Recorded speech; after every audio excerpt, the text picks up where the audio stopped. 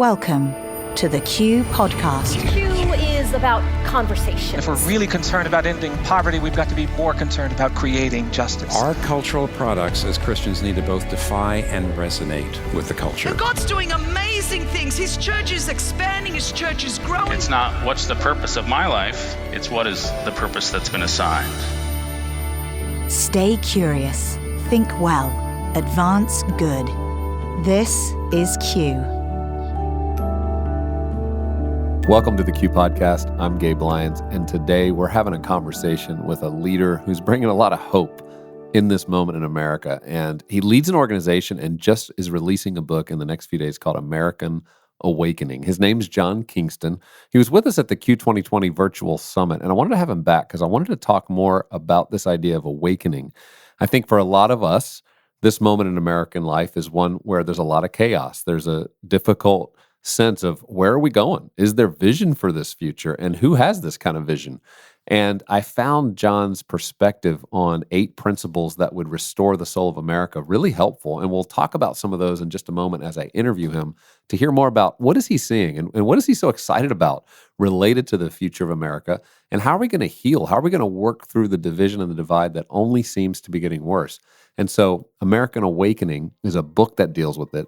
But John's life is one where he's a lawyer, he's a businessman by experience and an entrepreneur, social entrepreneur, and he also ran for Senate. And you'll hear a little bit about that. He ran for Senate in his state back in 2018. He didn't win that race, but he's really put himself out there and said, look, I'm going to do everything I can to be a part of the solution. And so I always love talking to people who have that kind of mindset. And so let's listen now to my conversation with John Kingston. Well, John Kingston, it is so great to have you on the Q Podcast today. Thanks for being a part of this. And I'm excited for our listeners today specifically because during a moment like this culturally, we need people who see a future that's hopeful. Not just those who are looking at the news feeds and considering all the things going wrong, but people who are going, man, there's some things that could go right. And so thank you for your outlook. I know we're going to be encouraged today. Well, Gabe, I'm super grateful for you and all that you do, and for your entire network of at Q. You guys are doing remarkable stuff, and I like to think of myself as just adding to the chorus of voices, including yours, that's been out there on these topics for a long time. Well, I know, and you've been working so hard for so many years, and that's why I'm excited right now that you're out there talking about things. You're writing. You've kind of been behind the scenes for many years, encouraging people. You've invested in so many different artists and organizations to help them be successful. And I just get the sense that you're at this point where you're like, you know what? I'm going to jump in, like you just said, to the chorus as well. And part of how you're doing that is you're casting vision for this idea of an American awakening. And I think when people hear that, they're excited. They're like, yeah, I'd like to see that. I'm not sure that's the direction it feels like things are trending, but I love a visionary who sees that that's possible. So I'm wondering if you could just help us understand, what is it that you're seeing that gives you such hope that that is possible at this season in American life? Yeah, well, let me take a step back, Gabe, and say I ran for the United States Senate in Massachusetts in 2017 and 2018. And in thousands of meetings with people out there, in the public square for a political objective, what I discovered was that what I was facing, up close and personal, was fundamentally a spiritual issue. People had lost track of their sense of purpose and meaning and significance. That they were children of God on the planet to do something. And so I realized that, the idea of asking people to not be polarized or not be divided when they didn't understand, why they were here, required something of a spiritual awakening. And so, the team and I, rolled into this in 2018, the beginning of 2019, and we anticipated that 2020 would be just an awful year in America because the trend line seemed so profoundly bad, and then the election season was going to be upon us. Now, we didn't see coronavirus and this, great racial reckoning coming down the pike. We don't have a crystal ball, or I'm not Nostradamus, but we did sense that something just profound was going on with the American psyche. Well, your listeners know that already. They're like, well, thanks for telling us nothing, John Kingston, because we know that part already. We already know that 80% of Americans think that the country's spiraling out of control. So where's the hope in this? Well, the hope is in the following, that it's always at times like these that the greatest opportunities come for true renewal, true awakening. We're struggling with despair and division in America for a long time. But, prosperity was pretty good, and the unemployment rate was at 3%, and the greatest, most prosperous country in the history of the planet was doing just fine by a lot of leading indicators. And so that was how things felt, even though under the surface was bubbling all these deep spiritual issues. Well, nobody's ignoring those spiritual issues now. People sense it. They bring it into their everyday lives. When people bring that stuff into their everyday lives and they're looking for answers, and you know what? We've got the God of answers. And if we can somehow get the church to once again be a transformative agent in the world, the opportunities are limitless. And so that's why I'm excited. Yeah, and I hear you in this because I know a lot of people aren't sure where this is all going. And 2020, you already hear people, I can't wait to get through 2020. Like, just get this year behind us. What else is going to happen? We're only halfway through. But there's other people who really embrace these moments because there's a sense that some things are falling apart that need to fall apart, right? Some things are being exposed that have been covered up for way too long. And that's part of healing. It's not easy. It's hard. You have to deal with some history. You have to deal with some pain and suffering as you go through it. But that is part of what develops that endurance, right? That the Hebrews writer talks about. That's just necessary for us. But one of the things the June Gallup poll talked about is that 63% of Americans now believe that they're proud to be an American, and that was down almost 30 points from, like 15 years ago. And this is not a moment where a lot of people are exclaiming how proud they are of America. There is a lot of debate about our history and what historic figures we should really be holding up or tearing down. And so when you start talking about an American awakening, I'd imagine you're starting to run into some of that tension where you're somebody, I know David Brooks, who's been a big part of our Q community, and he and Ann wrote the foreword for this book. And they say about you, John Kingston loves America the way a 12-year-old boy loves life. So what would you say to those people who even are in the younger generation, the 22-year-old who's just going, is America really that great? What do you say? Well, you know what? I hear you, folks. The pain that's being brought up by voices that are feeling that folks that advance the things like the 1619 project or the like. I mean, there's a legitimate there. I don't agree with them, but there are some legitimate claims that have to be wrestled with. But here's the fundamentals, and the fundamentals of this of the American awakening are the following. First of all, let's just go beyond America for a minute. I mean, we know our hope's never ultimately in a single nation. We know that we're people of God. We're advancing the kingdom of heaven. That's our game, right? But God loves us. He put us on the planet to do the best we can do under circumstances. So America 244 years ago in the Declaration, that most amazing of first governing document statements launched, that all are created equal.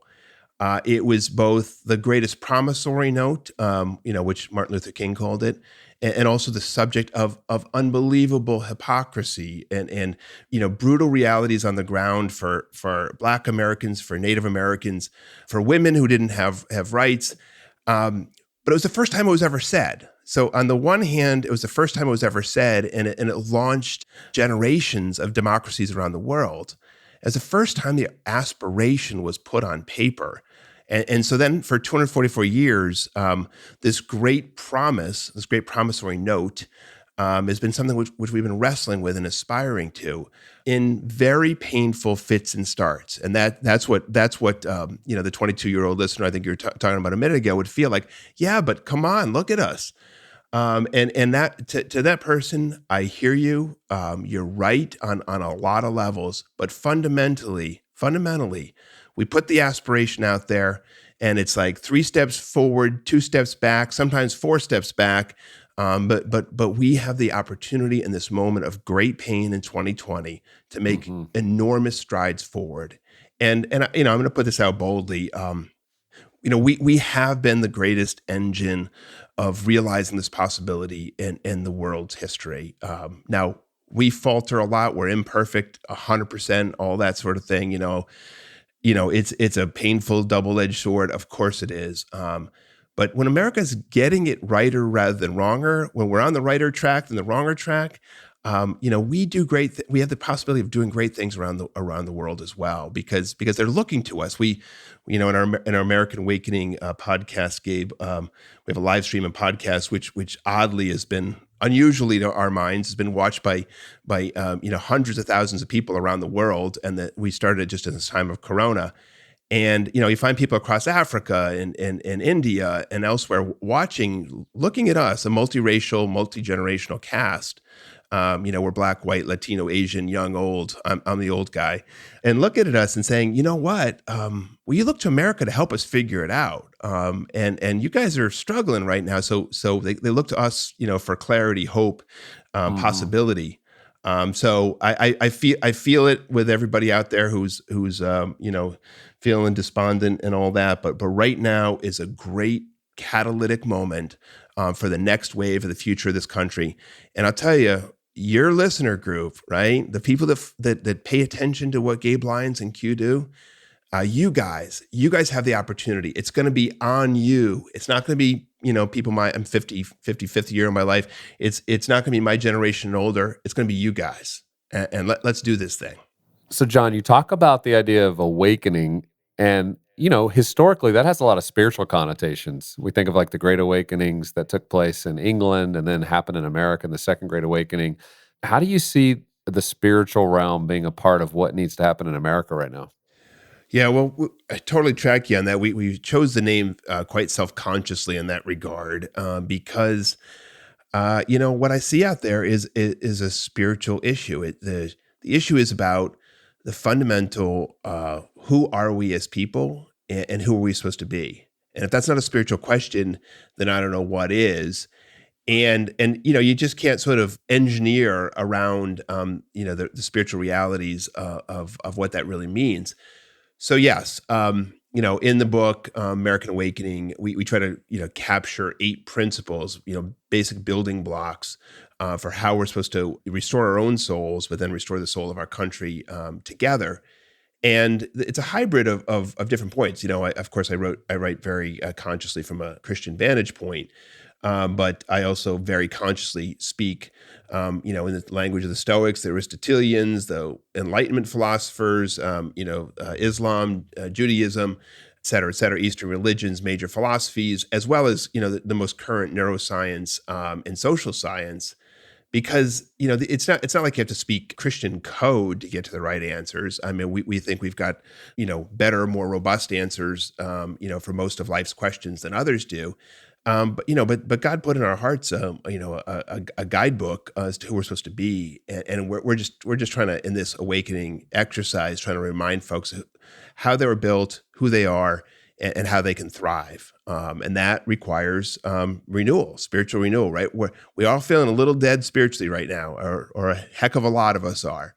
And this is a roadmap for how to get there and come back.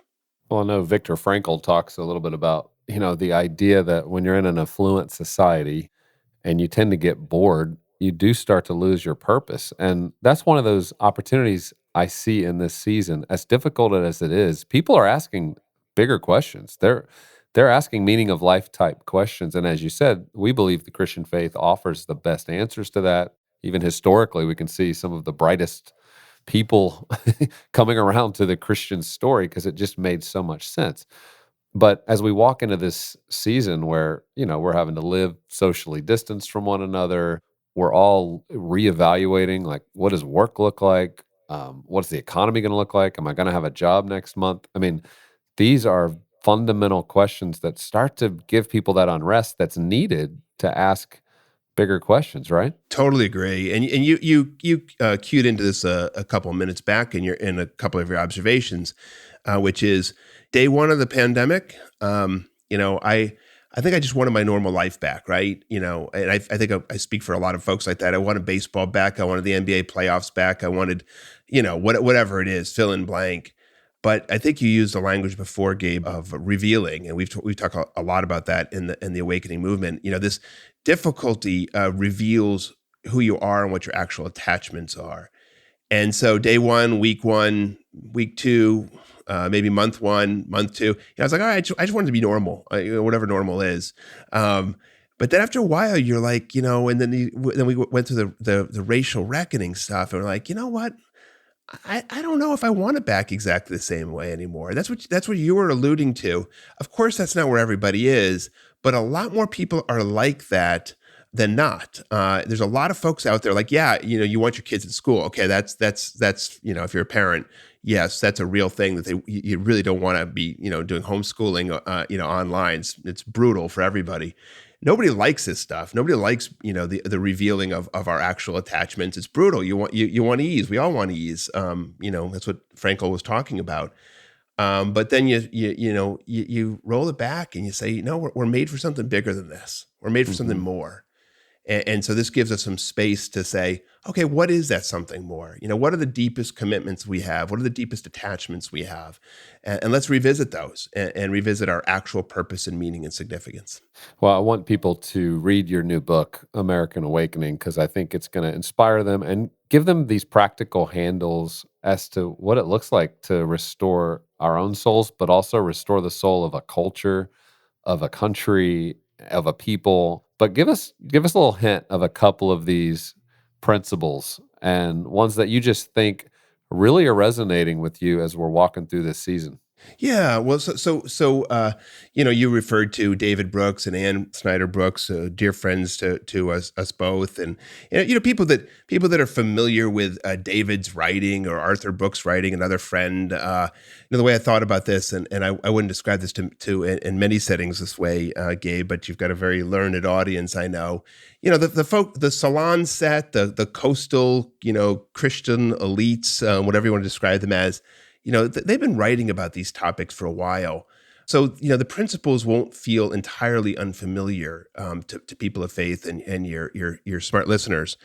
But what I was trying to do was take it and synthesize it in a way with, again, the most modern neuroscience. I work with Harvard social scientists, Ohio State neuroscientists, et cetera, to synthesize something which cuts across the ages, takes and distills the observations of people like Jonathan Haidt or David Brooks or Arthur Brooks, but makes it as simple as possible, right? So I often thought about the fact that, I'd like this to be a book that my mother could read. My mother doesn't read David Brooks, or we're just wired a little differently that way. But like Rick Warren and the simplicity of purpose-driven life, or Dave Ramsey and the directness of his financial materials, trying to break it down, or Stephen Covey in 7 Habits of Highly Effective People, break it down in ways that people could actually say, okay, so I understand, number one is I'm made for purpose. Okay, so let's wrestle with purpose. Let's wrestle through the science of purpose and the philosophy of purpose and of course the religion of purpose in our faith tradition. Let's wrestle with, we're all made for adversity. Let's figure out how to redeem that. Let's figure out how to make your life a redemption story, because that's what God is intending for us all. How we're supposed to live in community with each other. Again, would be very familiar to Gabe, anybody who follows your work, about life and community. But just trying to break it down as simply as possible, that you're wired to be, with people, sharing your life, pouring yourself into their lives, and vice versa. Mm-hmm. And then it gets a little bit more transcendent as the book goes on to ever higher visions of the blessed community and living up to our American ideals, and who we're supposed to be, and tries to take us through some historical storylines of people who have done that before and should inspire us. It's an inspiring read because we're in a season, again, as you know, the next few months with an election, it's going to be all over the place. A lot of different visions for what America is, what it could be, what's wrong with its past. And this is going to kind of cut through some of that to, I think, help each individual understand the role that they play. Like, a country isn't just a country. It's like a group of people. It's a culture. It's a way of thinking. It's a way of life. And this way of life was something that nations all over the world sought to create. I mean, that's why I think 194 constitutions now in the world are based on the American Constitution, right? Because there was something there that people said, that's pretty good. I don't know if we can do better than that. I want people to appreciate that, but also appreciate the responsibility role we play as individuals in playing this out and recognize we can't do it alone. I know I was going to ask you about this because in chapter 5, you wrote about the necessity of being with other people in person. Like you were specifying, like digital doesn't quite do it.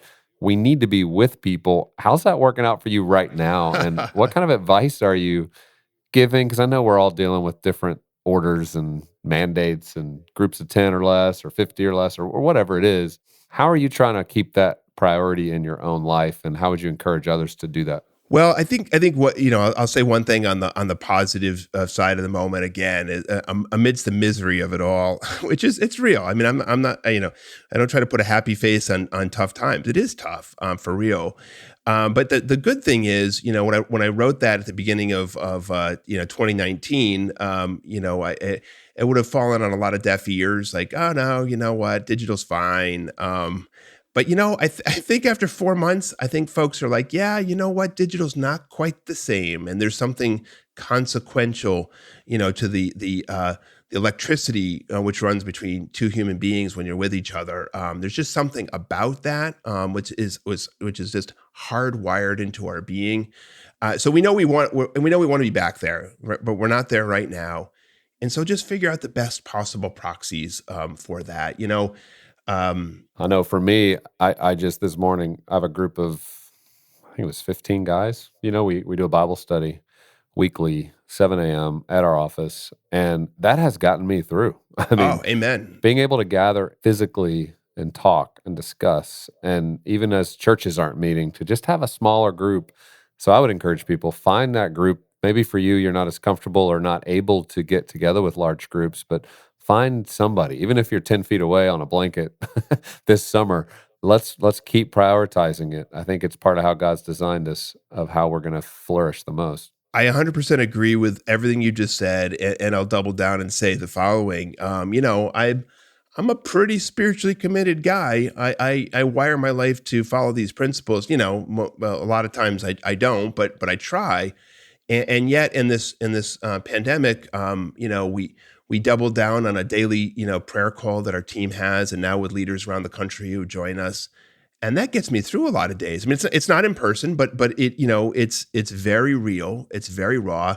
This baseball fantasy league I write about in the book, a group of friends that have been together for 3 decades, and I have started we're not a spiritual group. We got atheists, agnostics, Jews, Christians in it. It's not a spiritual group at all, but there's a bunch of Christians, and we've started to do a weekly Saturday 11 a.m. prayer call. So now I got 6 days a week, where I'm with people I really care about, and I don't pull any punches, man. When I'm having a bad day and I can't figure it out, I'm going to tell folks, and that's the encouragement of this. We are meant to be together, either in person or when not in person, is the best proxy possible in sharing our lives with one another.